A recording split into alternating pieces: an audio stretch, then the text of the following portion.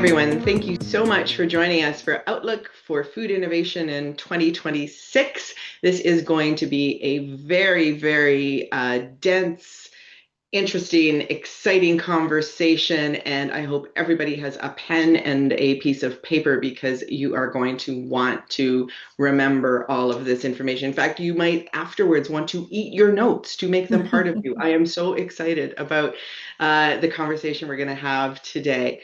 For those of you who haven't met me, I am Dana McCauley. I run the Canadian Food Innovation Network, where we try to help every food and beverage business in Canada meet their full potential. And by that, we mean help them to be productive and competitive. We connect people to insights, to one another, to funding. And today we're connecting you to the information you need to create a fantastic and effective roadmap for your food business for 2026. And we are going to do that by having a really great conversation about the trends, the technologies, and all of the forces behind the food sector that are going to help you to just hone your strategies. I've got three amazing panelists. I have Dave Bender, who is from Griffith Foods. He has a global role in R&D and has this amazing international perspective, but with deep Canadian roots. Mike Lee, who is a futurist. We're going to try and constrain him and get him to talk about 2026, but also give him some room to do what he does really well, which is to look decades out into the future so that you can really be doing planning and executions that are going to have a great through line. And a longtime friend of mine, Christine Couvelier, who, when I first met her, had a different last name, which I always default to. I'm kind of proud of myself for getting it right these days. She is a trendologist and is very adept at explaining what the significance of culinary trends are going to be and how they will impact your business. So welcome, panelists, and welcome Julie Doug, our Regional Innovation Director for Quebec is on the line, and she's going to help us to field your questions. And in the background, we have Adrienne Assenheim, who is going to be putting all kinds of cool information and links into the chat. So Julie, anything from your side before we dig into questions? So excited to be here and to hear what you have to say for 2026. So I'll join you at the end of the discussion. Thank you so much. So I think by now you'll probably start to see some things populating in the chat. There's going to be a poll there so we can get a sense of who's joining us. Feel free to put down some information about what you do, what kind of partners you're looking for. You know, the network in Canadian Food Innovation Network should be all capital letters. We are here for you guys, and your information and the way you connect with each other is really super important to us. So let's keep both eyes on the screen, but also remember that even though this is online, this is a networking event. So I want to start out, I'm going to really try, you guys are such big thinkers, you have so much information, so I'm really going to try and constrain you right off the top. It's going to be hard, you're not going to enjoy it, but I want you to give me, I'm going to ask you three questions, and I want some pretty short, succinct answers, and later on, we'll go really big and wide, but let's start with putting you guys on the spot. So my first question is, what's one food or technology trend that each of you believe is going to have big business impact in 2026? And I'm going to start with Christine. Thank you, Dana. My big idea would be food rescue and what's possible. You know, we all have been paying more attention to eating local, and consumers gravitate toward that. They're understanding that now and understanding the misfit. But future innovations are going to be around the fact that rescue is bigger than perfection. And it's something we have to do for the future of our industry. I love that because we won't get into stats right now, but the stats for what we throw away and how much waste there is, they're really high. So, and the fact that Canada is the worst on the list, and we have to do something for that future. Good call out. Good call out. Mike, what's one big thing that you think is going to be important in 2026 for food businesses? It's not trending, but I think it should, which is this idea of sustainable hedonism, meaning how do we re-engineer the food system so that the sustainable food is the most enjoyable food? I think we have this issue where Yeah. sustainability to a lot of people, especially when it comes to food, means sacrifice, right? Mhm. And I think that a macro trend, I'm reluctant to even call it a trend because I think there's trends that we see and there's trends that we don't see, but I think need to exist. And I think if you can get people to appreciate the more sustainable food because it's more enjoyable than the other stuff.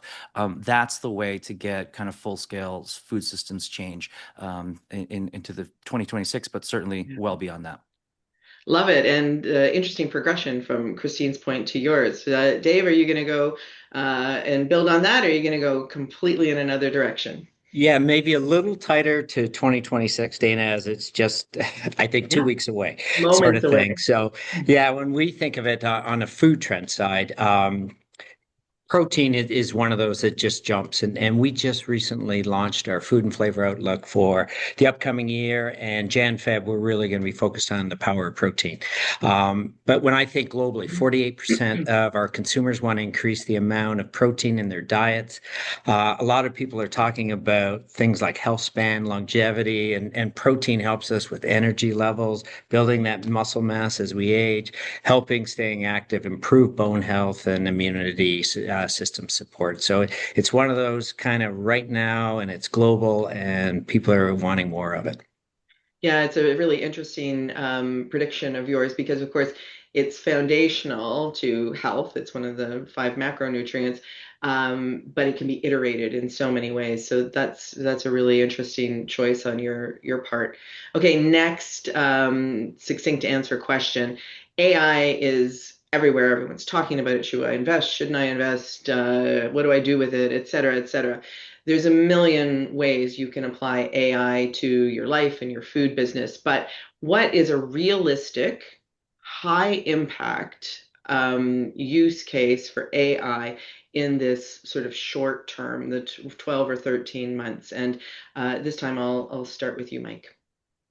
I think that for all the headlines AI has filled out, especially in food right now, this could change in the future, but right It now, will. I think AI's most meaningful thing is just to automate all the back office stuff that nobody really wants to do, honestly. I don't think AI is at a point yet where we can necessarily trust it to get reliable recipes or something like that. I do think No, that definitely not. the thing for food is probably common to everybody is that it can save 20-30% of your time on the stuff that is quote unquote inhuman so you can focus on more time being a human. So I think that's kind of where we're at in this 1 year time scope. Yeah, yeah. You and I were at a talk recently together where, the emphasis was on AI being your assistant, particularly things like Notebook LM. And I Yeah. agree. If you trust it to do the groundwork for you in the same way you would with your assistant, dig in and use a critical eye, it'll really help you. But I think even like the next step of what I kind of see is like the more the precision ag kind of stuff, right? How do we apply machine learning to making growing supply chains, distribution, manufacturing even more efficient? I think there's, for every flashy image generation tool that's out there, there's like 100 boring things behind the scenes that AI is really good at, and I think can just really help businesses, get efficiencies. Agree. So, Christine, over to you. I like the word assistant that we've used because I think AI is valuable for the beginning of a project to give you a little direction. But your ideas and your innovation pipeline has to be from your team. It has to come from within. AI can't tell you who your target customer is. AI can't tell you how to, what you're going to work on a benchtop sample, but it can give you those little ideas at the beginning. So it's a tool we never really had for our whole careers, but it with caution, valuable to look into. Yeah, exactly. And Dave, you probably are going to have a more applied answer because, of course, you work in the R&D space. Over to you. Yeah. So I probably build off both Mike and Christine. But as I look at it, AI can help us across our entire innovation process management. It's definitely a tool. It should follow after you've got your strategy set. But I think when I think about innovation, it can definitely help us on the front end. And I think Christine was going with that. There's so much data out there, and it can help us in collecting insights, whether that be consumer, customer, competitive, and overall market insights. And just helping almost, you can use AI for automation or augmentation. Augmentation here, just helping us get sooner, quicker, faster, maybe to some of those consumer white spaces, and just bring all that great data together for us. Thank you so much. So, one last question before we go a little bit broader in this short answer category. When I was still, calling myself a trend tracker and doing a lot of work in that space on a daily basis, I kept a lot of radar screens and I would put sort of probabilities of things that were on the outer side of or outer edges of my radar screens of how quickly they were going to kind of penetrate and get to the middle. I'd love to know, and in your mind right now, from each of you, is there an emerging ingredient or technology, a cultural influence, a movement that is flying under the radar to other people because it's not mainstream yet, that you think they should start putting maybe searches on and start open a file folder for? Let's start with Dave. Let's go backwards. Right. So what's flying under the radar that maybe shouldn't be? And maybe I'll go with the cultural influence if this qualifies. But as I'm thinking about it, this is something that has been around but feels new again. And to be concise, simplicity. And simplicity in many ways. We talk about simple ingredients made simply. And this resurgence, let's call it, of clean label as a result of a lot of focus on things like ultra processed foods. And I think consumers today are looking at ingredient statements as denoting if a product is actually ultra processed. So in the innovation side of this, making our innovations come to life, but hopefully through clean label, more natural solutions that are more appealing to our consumers. And I think it's a little bit under the radar. It's always been there, but I think it's going to be heightened, especially here in North America. Yeah, good call. Mike, what about you? I think this is not exclusive to 2026, but it continues to build momentum, which is more differentiated, high flavor produce. It's a Great. relatively kind of low tech technology, but I think we've got this dynamic where I think there's almost two food systems, where the whole food system of just fresh fruits and vegetables and things like that versus the processed food system. They're working from entirely different toolkits, right? And the ultra processed food system is leveraging all of the might and magic of food science we have to make things extremely palatable, extremely delicious. I joke about, like, meanwhile, the baby carrot is really kind of a thing that relies on having a thing on the side to dip it into, right? Nobody just kind of savors a plain baby carrot. It's always a conduit to scoop up the ranch or the blue cheese dip or whatever you want to do that. There's a cadre of people that have been working on things all the way from Row 7, Dan Barber's project, all the way to, like, companies like Driscoll's, and even people doing stuff like the Sumo Orange or the Cosmic Crisp Apple. They're trying to reshift the balance of how whole foods show up to the battle between ultra processed foods. I think the humble baby carrot, with all of its kind of lack of flavor, is literally bringing a cigarette lighter to a nuclear bomb fight when it's trying to go up against a mass produced like food, right? But I think people are saying that this produce doesn't have to just taste like this. We engineer this stuff for scale, but we can actually grow it at scale and have it be a more differentiated flavor that doesn't need anything else on it.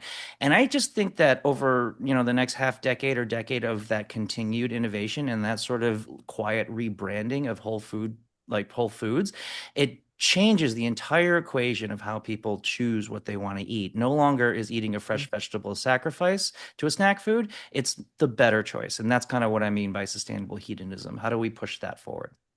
Yeah, I love that. And Yeah, we could talk about that for a whole hour. But Christine, over to your.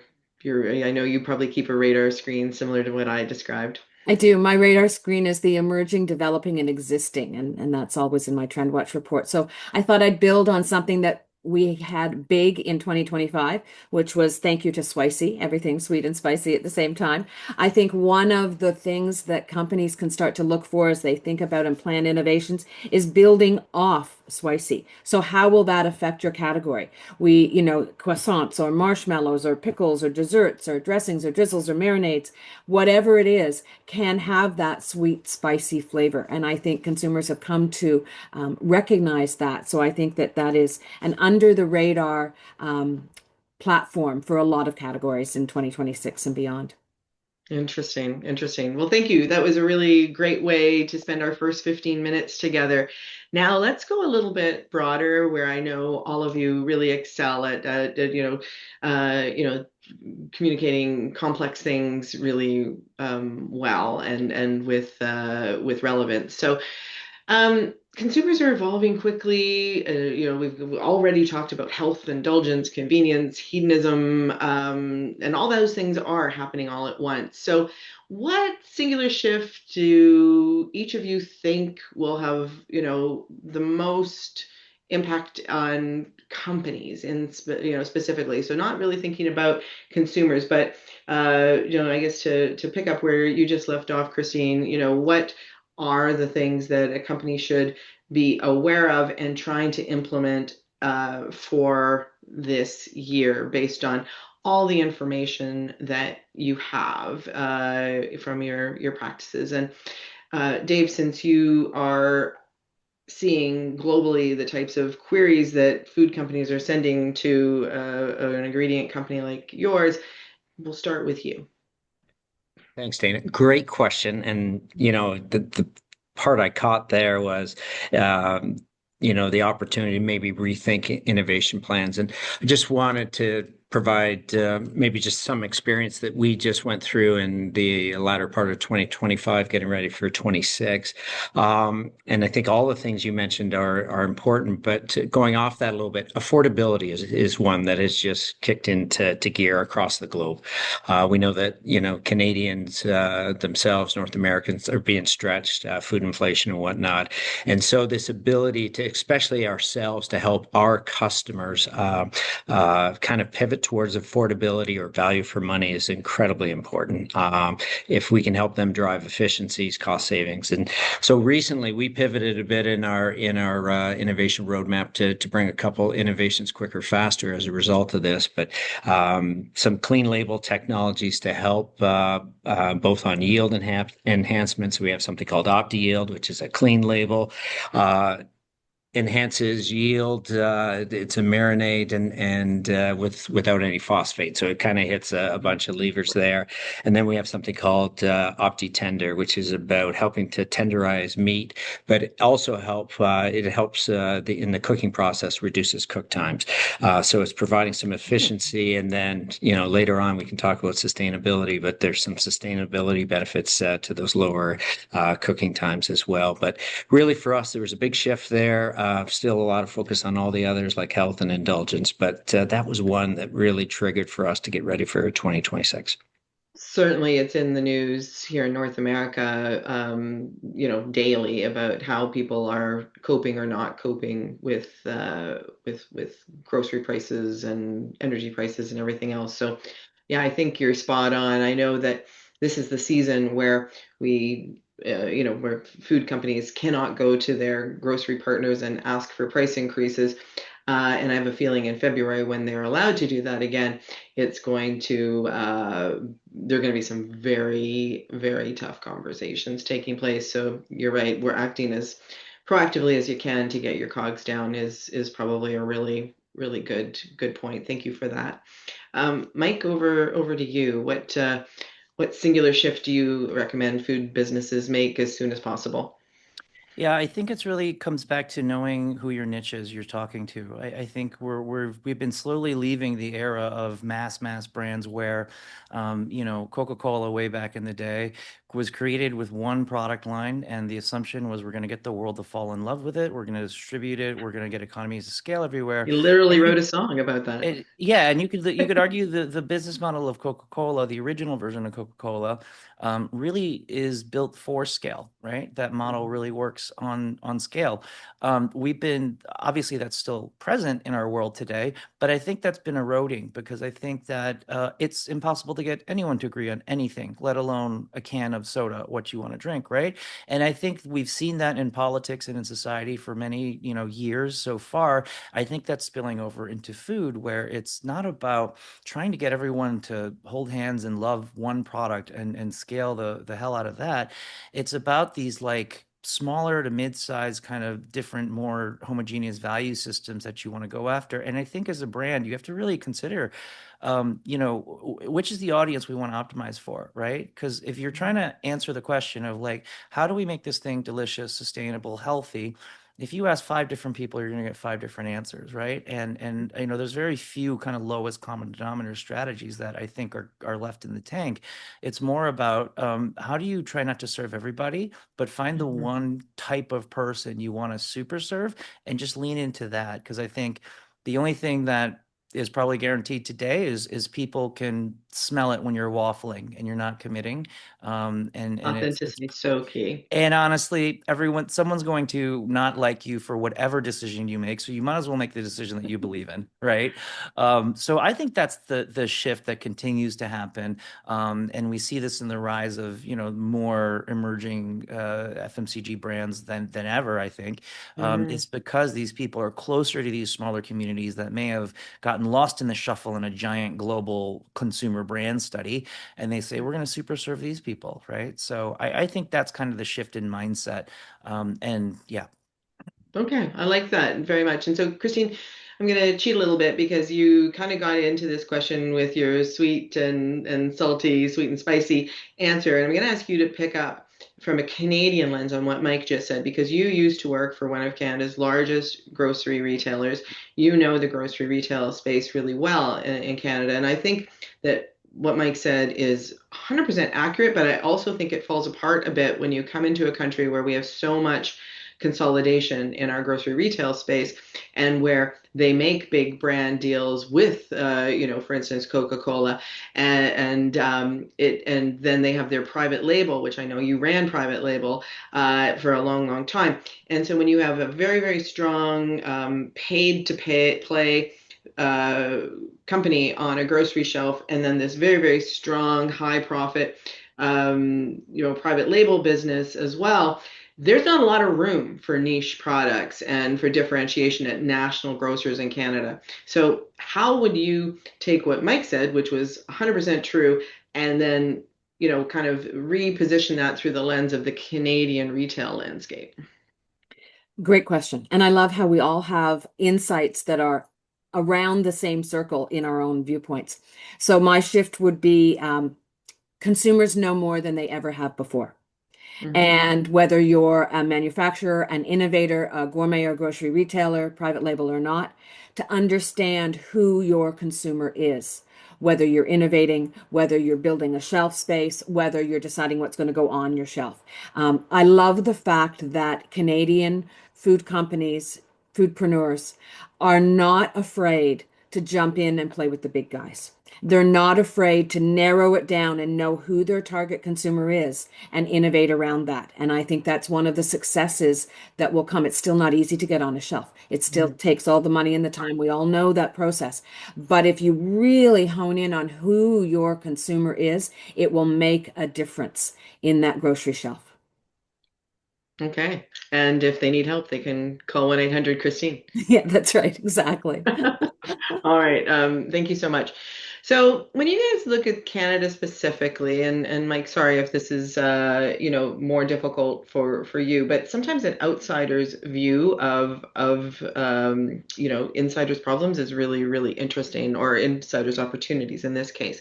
So when you guys look across Canada's food innovation ecosystem, culinary trends to the latest in manufacturing tech, R&D pipelines, where are the exciting opportunities for to pick up and from where we just left off with foodpreneurs, for those SMEs, the ones who have proven like, hey, I've got product market fit. I'm ready to scale. I'm ready to maybe break down interprovincial barriers. I'm ready to, go to export. What do you see for those SMEs in particular? And Dave, I'll let you kick it off. Thanks, Dana. Yeah, I guess when I think, and I do get excited about this question for the Canadian innovation food ecosystem, and then some of these SMEs that can really kick off in 2026. But Mike kind of touched on this in the past for innovation, we were focused on, building a great tasting product, flavor, texture, from an affordability perspective, meeting the needs of the consumer. And now, especially to scale and take this, beyond just Canada and scale it, both nutrition and sustainability need to be embedded into our innovation.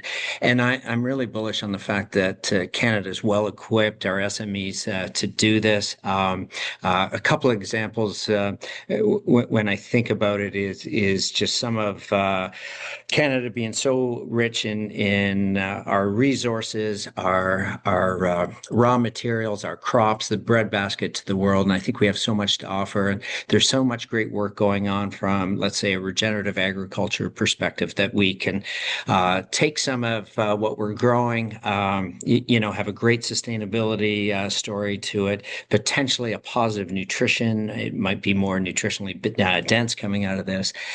And I think Canadians and SMEs are set up really well to embed those two other factors into innovation as we go forward.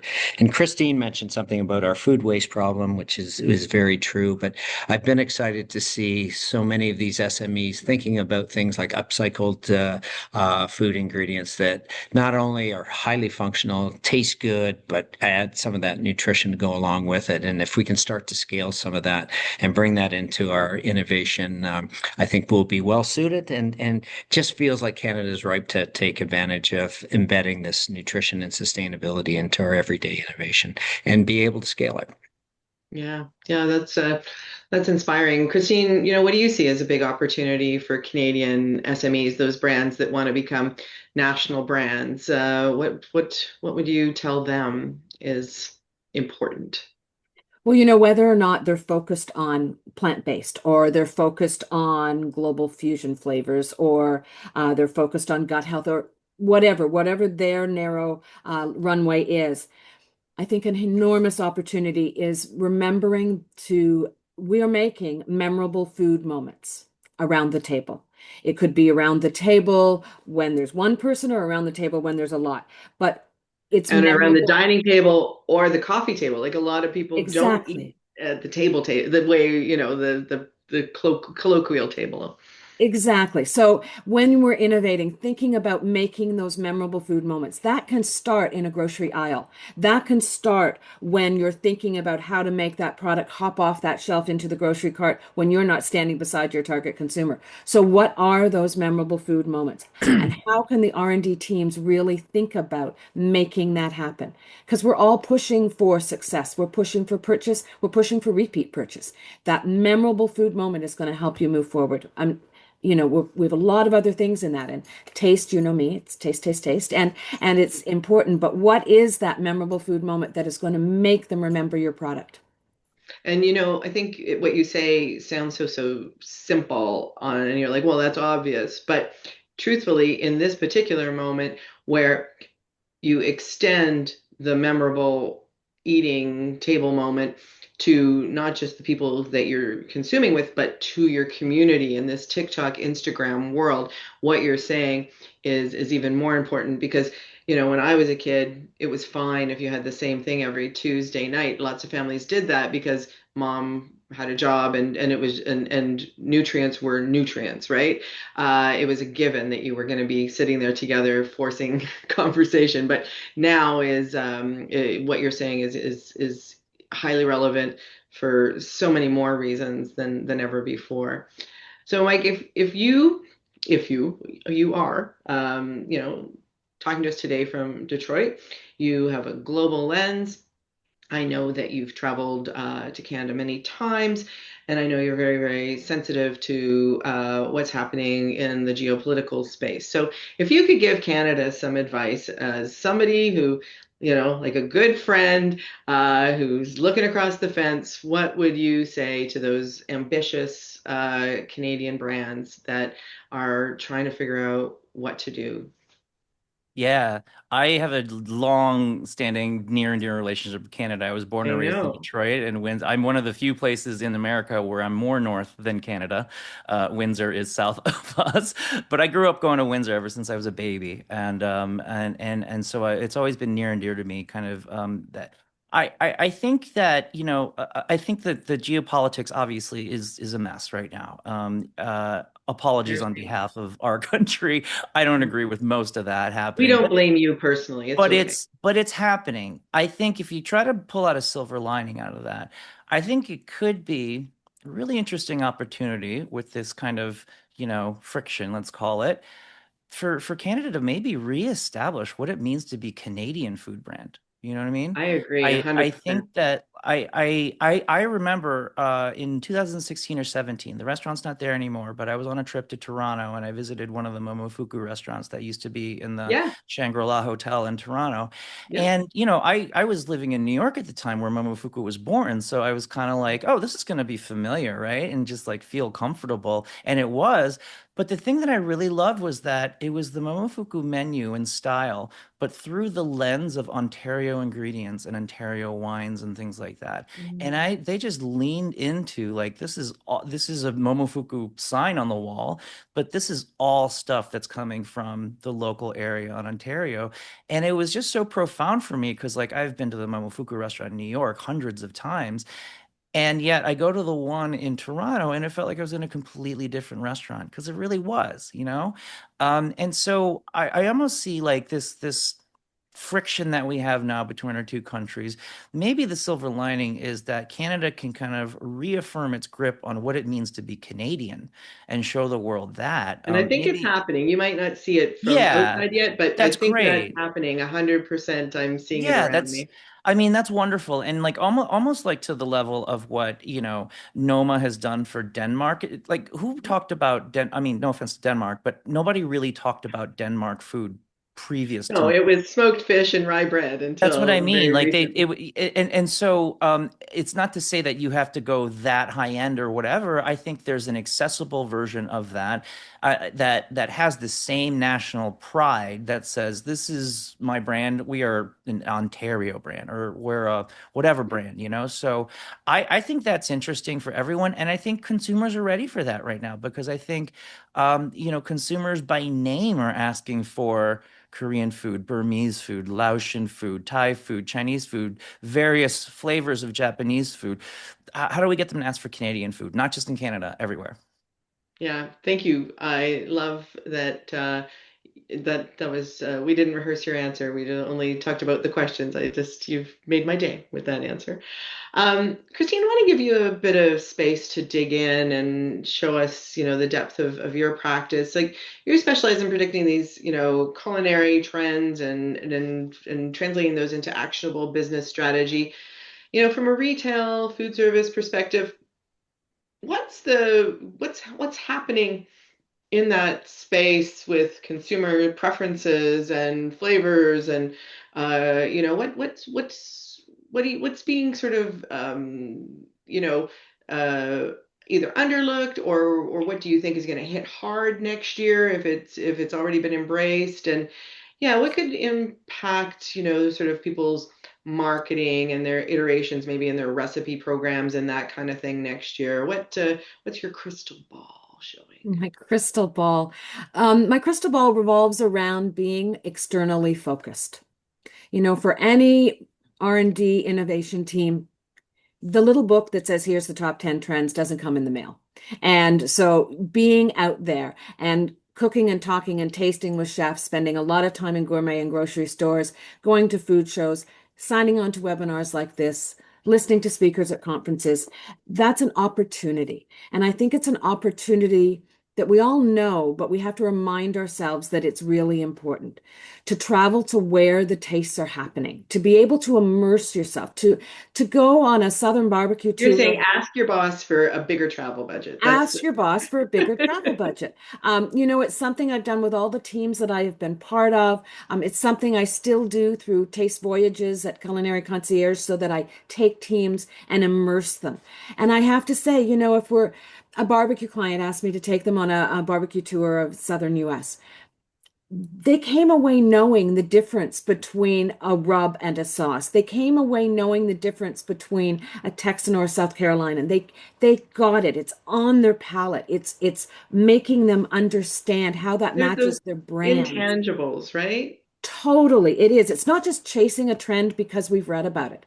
It's immersing yourself in it. And I think as you go into 2026 and really think about what's happening, whether it be honey and where it's going to go with fermented, whether it's going to be kimchi is going to be more than just in a condiment aisle. It can be matched with so many things, whether it be something about yuzu, and yes please, we want to use more yuzu, whether it be all these things, whether it's the pop of packaging, how does it stand out with color and photo and culinary adjectives, all of these things you gather and gain your experience when you're externally focused, and you bring that back to an inspired team to Yeah. create for the future. And to narrow that down, I would assume that your advice would be know your consumer and what they care about, and then go where they would go and Exactly. bring them that back. That would sort of connect the dots between your last answer about that making these memorable moments and what I'm hearing you say now. Is that a fair summary? Totally. And I think back to some projects I've worked on to innovate brands around the globe, to take those teams to a country and find out how those consumers are eating in their homes, what's in their cupboards. If you're inventing and innovating a new product that doesn't speak to how they cook in their kitchens, it's not going to get your purchase or your repeat purchase. So really understand who those consumers are. What are their palates like? If you're launching a new product in the UK, or you're launching a new product in Dallas, or you're launching a product in Montreal, understand how they cook, how they eat, what's in their cupboards, and innovate to them. Yeah, Can I it's build great. off of that as well too? I Please think go right this is ahead. I totally agree with all of that. I would even make it even more intensified for if you're a company looking to do a breakthrough innovation, meaning not just kind of tagging onto an existing trend, but trying to get something new.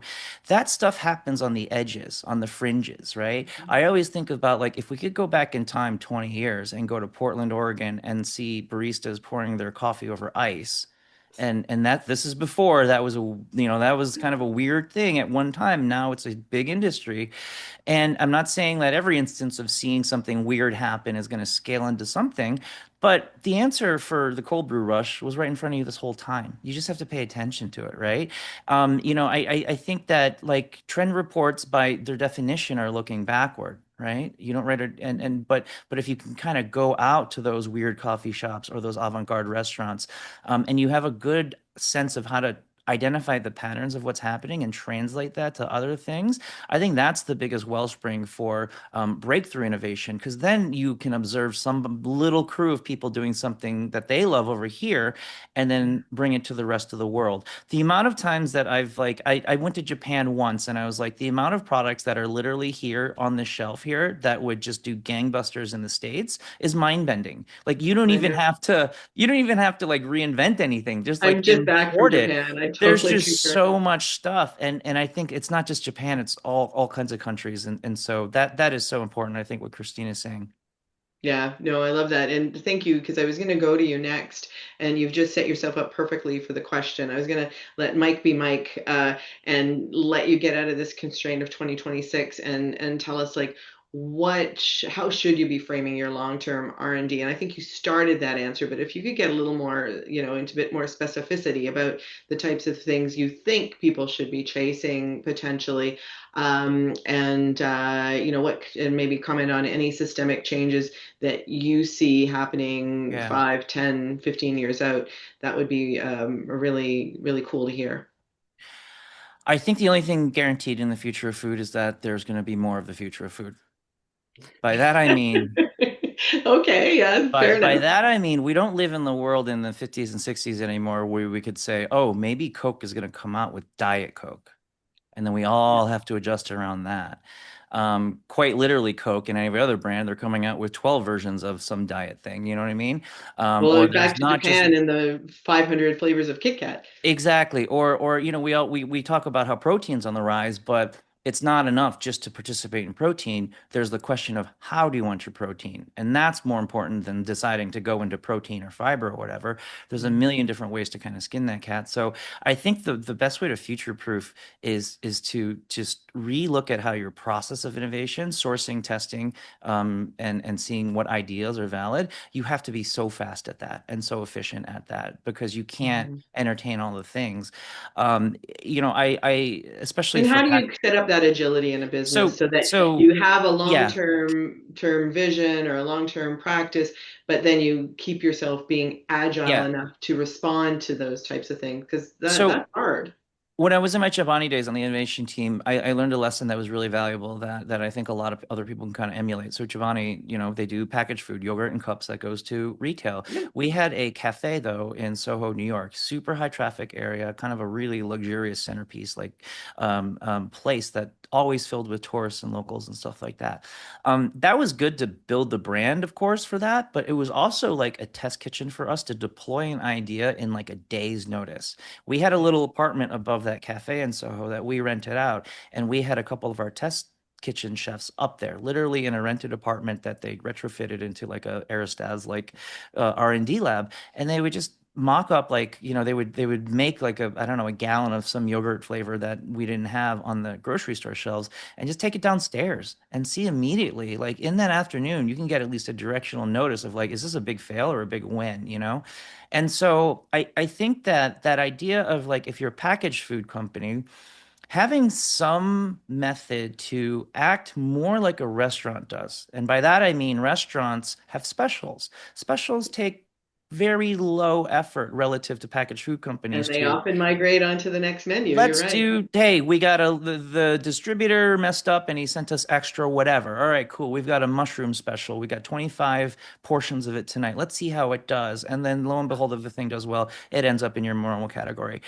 Restaurants, I think, naturally do that, right? I think CPG companies can find a way to do that, similar to how Chobani did. Like, how do you quicken your iterative loops, at least in the front end?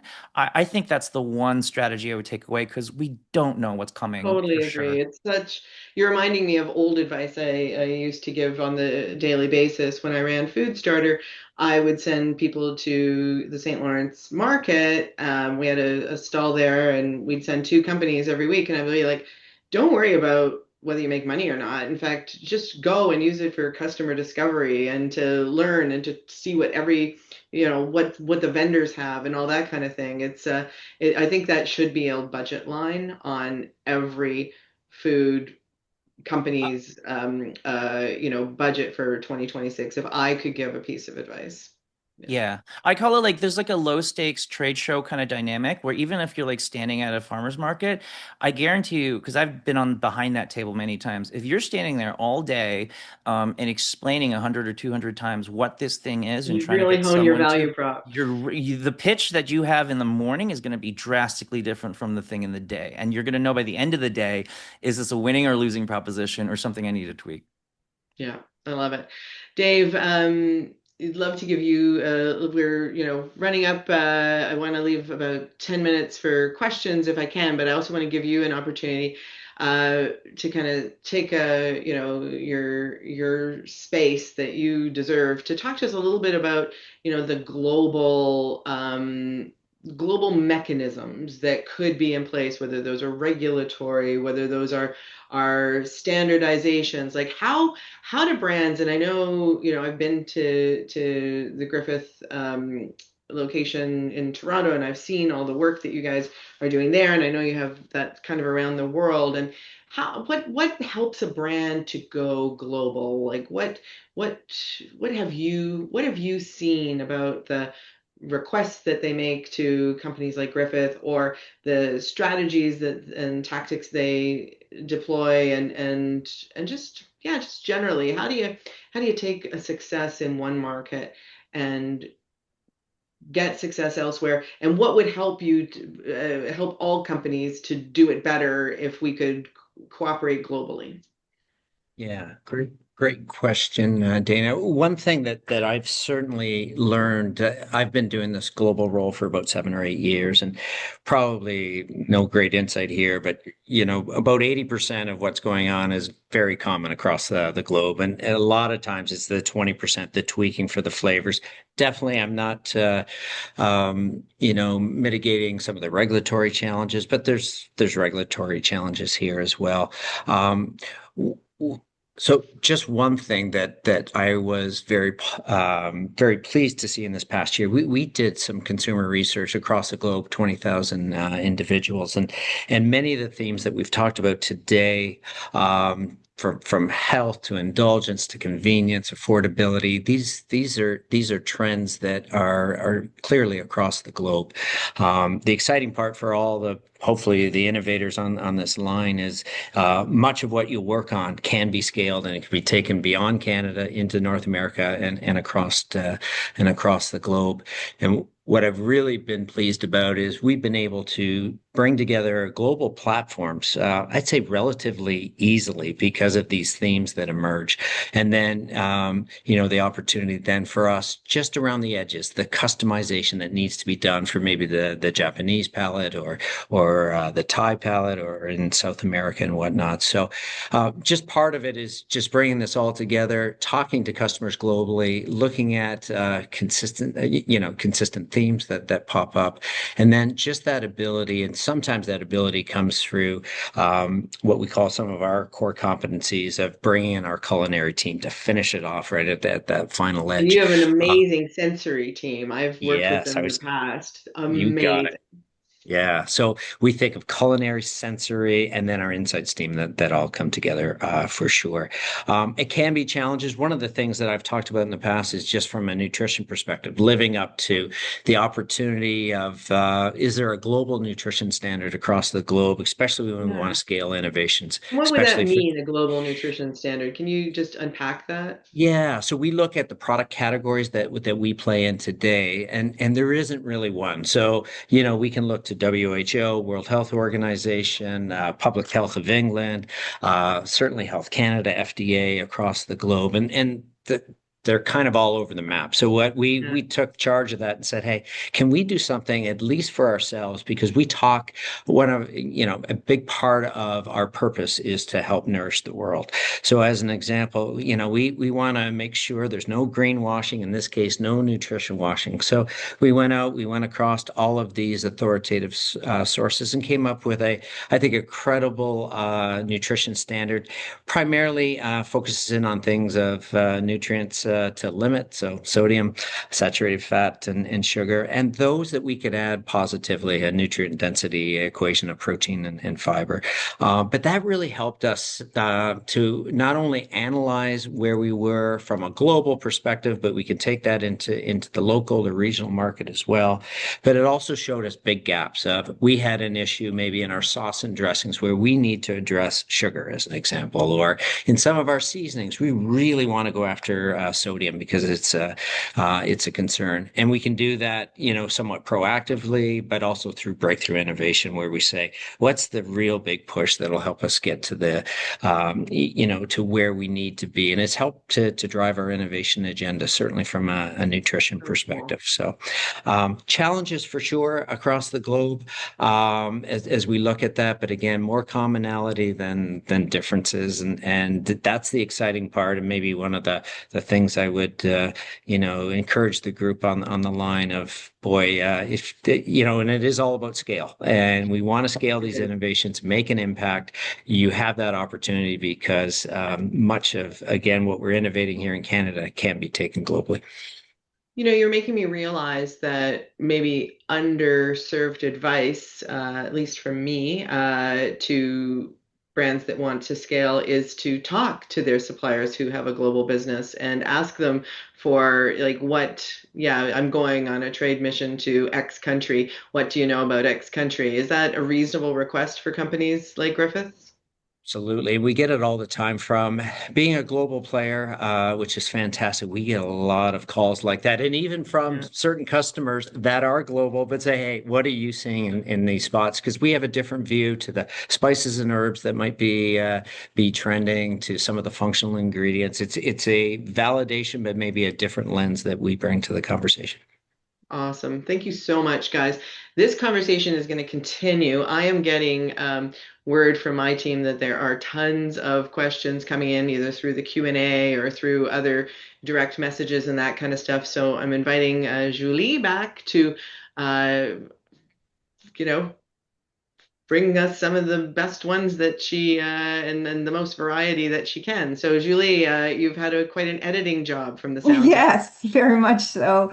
Oh my God, I love this conversation. I like to have you every month on. It's awesome. So thank you so much for the insights. I want to remind everyone that this webinar, like all CFIN webinars, will be available on YouTube later in a couple of days. And this discussion is so dense of information. I encourage you to share it on YouTube and on the YouTube link and to your network and rewatch it because I will rewatch it because there's so much info in it. So for the questions, we have a few minutes left. And I'd like to ask you a questions coming from Aditya from the Royal Danish Consulate in Toronto. Oh, I've Yes. probably got something to say about Noma. So I think so. So, which areas of Canadian food innovation are best positioned to scale in international markets right now? And where do you see the biggest mismatch between capacity and real market demand? oh, who wants to take that one? Hmm. Nobody's jumping. Well, I can Oh, pop in with a bit of a lens from, some of the things that I hear from CFIN members, where I have almost 8,000 now, and many of them are either the companies helping the CPG companies to grow or the CPG companies themselves. I think for Canada, one of the big problems we have is that in the past, we have had such a strong trade corridor between Canada and the US, and that has made us a little bit monocentric in flavors and things, but it's also made us a little bit lazy on pricing because we've been able to leverage the American dollar. And I think that the categories are vast and numerous of what we can do internationally and take to other markets, but we do need to, as food manufacturing and producing businesses, need to really get way more productive, and we need to automate. We need to invest in CapEx and OpEx to help us to compete in markets where our dollar is more closely aligned. I think the things Canada does really, really well are, certainly health and wellness type of products. I think we do a really great job, of course, in proteins, and we have a lot to offer in the grains and pulses space. We've finally started to not just export those types of commodities, but we've also started now to add value to them. And what's really interesting to me is how much of that type of business is B2B, meaning that we're shipping out things that then when they get to the market, they can be used by in-market manufacturers as really great high quality either protein or fiber type ingredients to very important trends. We didn't really talk about fiber today, but I think fiber is super important. And then they can be customized by your local in-market Griffith group to appeal to your in-market customer. So I hope that gets towards the answer that the questioner had. But that's my 2 cents worth. Yeah, and thank you, Dana. Probably not too much to add. I was pausing as I was thinking. I'm not sure there's too many shackles on us from a Canadian perspective to go out and go after it. But to your point, just and it's not just a Canadian food industry thing, but some of the drop in investment in things like innovation, automation has probably hurt us a bit, and maybe we've been too protected by having such a large market just south of us, but I think the opportunity for us to be bold and look to those export markets across the globe, yeah, it excites me for the opportunity and for us not just to sell our raw materials, our commodities, but to value add them here. But I think that the future on that side is really bright. Yeah. I feel so proud to be Canadian right now. Somehow I just Me too. yeah, we're too humble. This is great conversation. Okay, next question. This one is for Mike. Love the idea of sustainable hedonism. Uh, do you think consumers have gotten over the fear of GMOs and are more open to new varietals? The answer to that is yes and no at the same time. Again, it's really hard to make a sweeping kind of comment. I think, yes, there are definitely pockets of people that are reluctant to have GMOs. There are definitely pockets of people that have no problem with GMOs. And I think that this is just going to be kind of two tribes coexisting into the future, and which why I think it comes back to knowing who you are, knowing who your audience is, and then making that decision, right? Because I think that, irregardless of what I feel, everyone's going to have their own opinion. And I think that we're going to be this huge population in the world. There's enough market for all, right? I think that when it comes to kind of these higher flavor, produce things and stuff like that, there's also a spectrum of how people are achieving that, right? So like Row 7, Dan Barber's thing, he's not using, GMOs in a traditional sense. He's more leaning on traditional crossbreeding stuff that's been around since Mendel, right? But then there's other people that are taking the GMO route, or in the middle, some are taking the CRISPR route, right? So I think that's the one thing to really just take away is that we are so pluralistic that it's really hard to kind of get a clean answer to say, are GMOs in or out, right? Because it really depends on who you're talking to. And so, yeah, there's going to be kind of a diversity of ways of how people bring sustainable hedonism to life. And that may or may not include various GMOs or other technologies. Thank you. Thank you, Mike. Okay, this is the last question, although we have many more that our participants have asked. A question from Vincent. What trends do you see emerging next year and beyond when it comes to ready-to-eat healthy food choices in 2 minutes max, please? Well, let's give that one to Christine first, and then we'll let Dave do a quick cleanup if there's time, to put a pin into some of her insights. Perfect.